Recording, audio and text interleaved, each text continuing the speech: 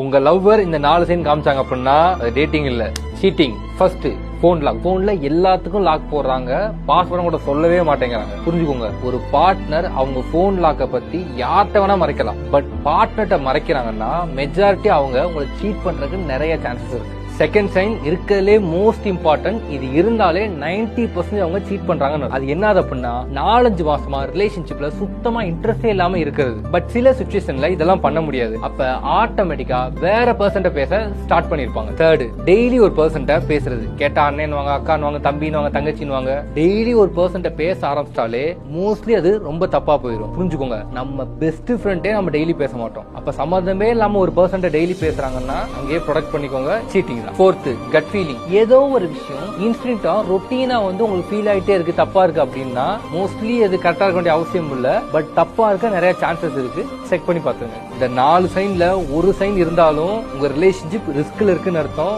உடனே என்னன்னு பார்த்து சரி பண்ணுங்க. தெரியலன்னா எங்களை கான்டாக்ட் பண்ணுங்க.